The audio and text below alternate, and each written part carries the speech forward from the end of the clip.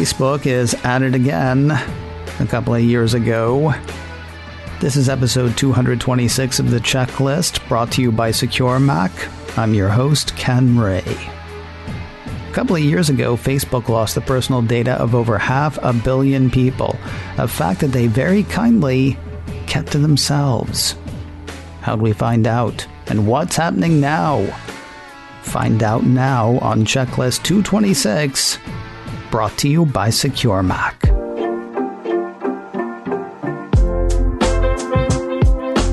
Whether it's losing your personal data, risking U.S. democracy, or losing your personal data, I'll say this for Facebook, they have a hard time protecting your data. It's kind of understandable. The whole thing is set up to share data. You kind of want control of that, though. Something Facebook's not always down with, nor is it always best at. Over at the Secure Mac News page, Nick Leone has written up, well, I was going to say Facebook's latest privacy blunder, though that seems unlikely. This one happened in 2019. Given the social network's track record, it's really hard to imagine that it hasn't happened again since. Why are we talking about something that happened well over a year ago? Because it was just in the last couple of weeks that we found out that personal data from over 500 million Facebook accounts was being shared on a public hacking forum.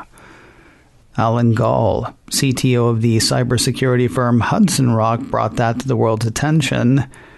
Over at Secure Mac, Nick Leone says the leaked data contains a wide range of personally identifiable information, including Facebook account IDs, full names, telephone numbers, email addresses, birth dates, physical location, and biographical information. Like an ELO song, affected accounts are from all over the world, and over 30 million of those accounts are from right here in the good old US of A. Now, what I personally find amusing, the US seems to have taken no action on the foul-up, though the Emerald Isle is having a look-see. A report I saw from Engadget says Ireland's Data Protection Commission, or DPC, is investigating the leak. It makes sense that they would be ahead of the US on this one. Ireland is a member of the European Union, which has strong data privacy protection covered by GDPR. Now, if you don't know what that is, Wikipedia says the General Data Protection Regulation, or GDPR's primary aim is to give individuals control over their personal data and to simplify the regulatory environment for international business by unifying the regulation within the European Union. That barely scratches the surface of what GDPR is and does. If you'd like to know more, checklist number 90. Who is GDPR? A primer addressed it in more detail. Again, you're looking for checklist number 90, available at securemac.com/checklist. Now, with info from over 500 million accounts leaked, at least some have to be from the European Union, hence Ireland's interest in the issue. In a statement this week, Ireland's DPC said, the DPC, having considered the information provided by Facebook Ireland regarding this matter to date, is of the opinion that one or more provisions of the GDPR and or the Data Protection Act of 2018 may have been and or are being infringed in relation to Facebook users' personal data. Where the Irish investigation is concerned, Facebook told Engadget, "We are cooperating fully with the DPC in its inquiry, which relates to features that make it easier for people to find and connect with friends on our services. These features are common to many apps, and we look forward to explaining them and the protections we have put in place." Seriously, the whole thing is set up to share data. And just as seriously, Facebook doesn't seem to take this stuff seriously. Quoting Engadget again, a spokesperson for Facebook told NPR the company wasn't planning to notify people of this latest development. From the company's perspective, there's an argument that the data is old, but people change their emails and phone numbers infrequently. You gotta figure Facebook knows that, but it seems they're really tired of answering to people for their mistakes. Because, as Nick Leone's piece on Secure Mac points out, this old data carries a boatload of risks. A leaky boatload, you might say. For one thing, says Nick, the leaked data contains exactly the sort of personally identifiable information that bad guys like to use in social engineering attacks or to perpetrate identity theft. In addition, the combination of Facebook IDs and associated email addresses could result in bad guys attempting to hack into people's Facebook accounts directly. If successful, this could lead to further compromise or be used to send out scam messages to contacts. In terms of the threat from phishing attacks, it seems that relatively few email addresses were leaked, but the exposed telephone numbers are another matter. According to data breach expert Troy Hunt, those phone numbers could be extremely useful to scammers and spammers. For a targeted attack, says Hunt, where you know someone's name and country, it's great for mobile phone lookup, and for spam based on using phone numbers only, it's gold. Lastly, the fact that this incident is so high profile might spawn a wave of Facebook data breach phishing emails. After a big data breach, hackers often send out fake emails in which they impersonate the company that suffered the breach. They offer people help, information, or financial compensation in an attempt to steal sensitive data or login credentials. Now, at this point, you may be wondering how to tell if you were affected. Sadly, we don't have a bulletproof answer. While you can run the email address associated with your Facebook account through Have I Been Pwned, most of the Facebook accounts in this breach didn't have the associated email addresses exposed. Thus, says the Secure Mac piece, if you don't see yourself in the Have I Been Pwned results after entering your email, doesn't mean that you're safe. It just means that your email address wasn't part of this breach. That said, Have I Been Pwned has added phone number search to the site. To see if your phone number was leaked, enter the number using the international format into the same search field on the Have I Been Pwned main page and see what you can see.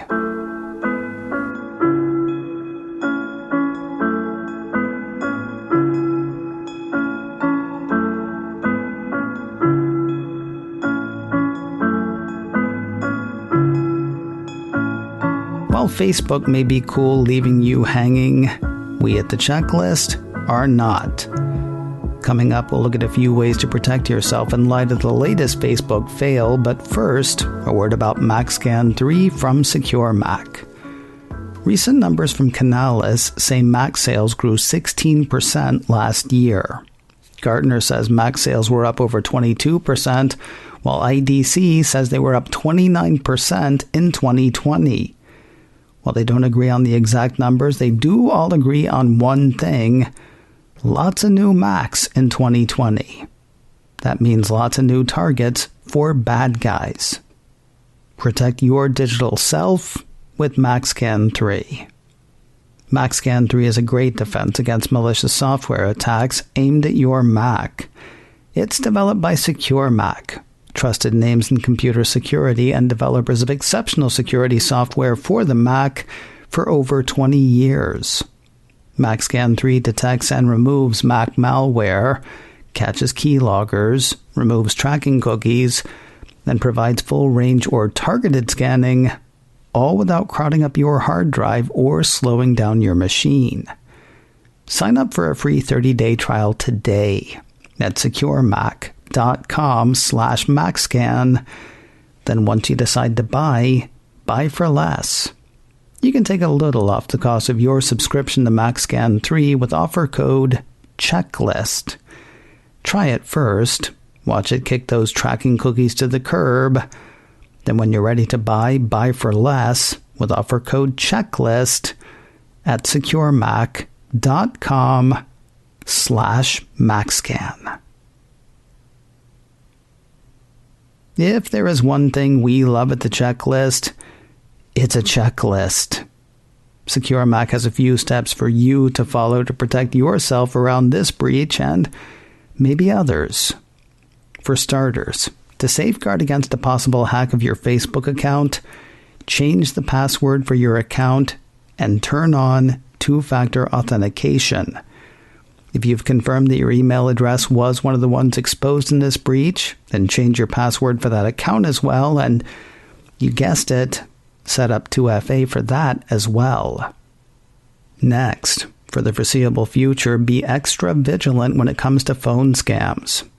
If you get an unexpected call, don't give the caller any sensitive information over the phone. As for a case ID or a reference number, then call whatever organization the caller says they're calling from, but at a number that you've looked up independently. Next, be on the lookout for identity theft. If you're not sure what to look for, review the basics of what identity theft is and how to prevent it. While we've had identity theft over the years, checklist number 47 was dedicated entirely to that topic. You're looking for checklist 47, 5 things to know about identity theft, on our site, securemac.com/checklist. Now, Facebook users in the U.S. may also want to consider putting a freeze on their credit files as a preventative measure. The U.S. Public Interest Research Group, or USPIRG, maintains a step-by-step guide that shows you how to do this. You can find that at uspirg.org.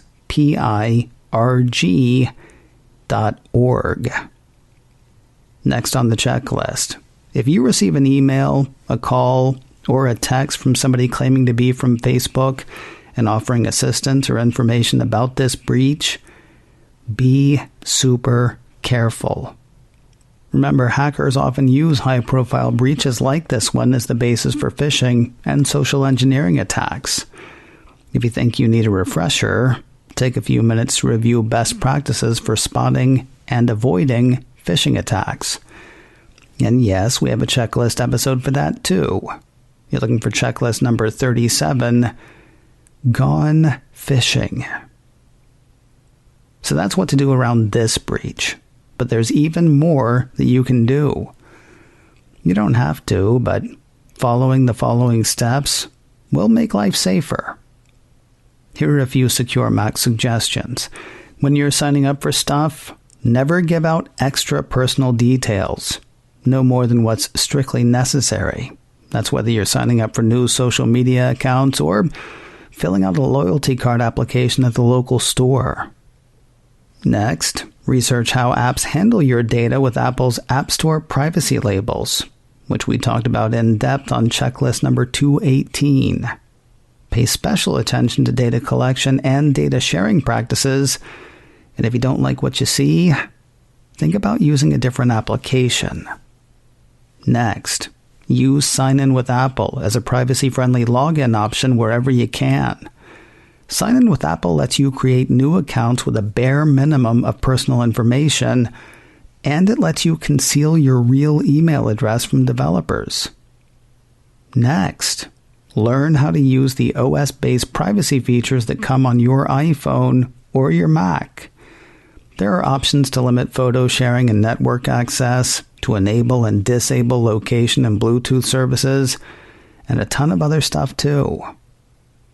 And the last thing that we would ask you to do, share this information with everybody you know. You may not have heard anything new today. Chances are there is more than one person in your life who's completely unaware of the risks out there, let alone how to protect against them. Phone scams often target the elderly in particular, so if you have older friends or relatives who use Facebook, take a minute to let them know how they can stay safe. If you're looking for more security news and how-tos, the place to look is securemac.com/checklist. You can also look at securemac.com/news.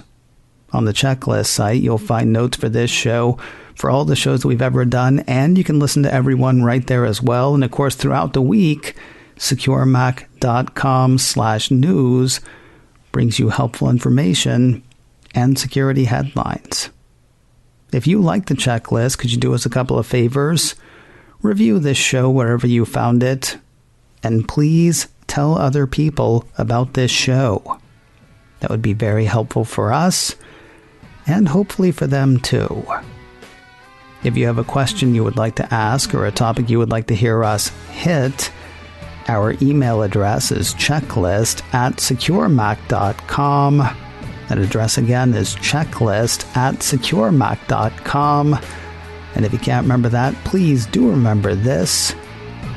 You're listening to The Checklist, brought to you by Secure Mac. And we'll talk to you next week.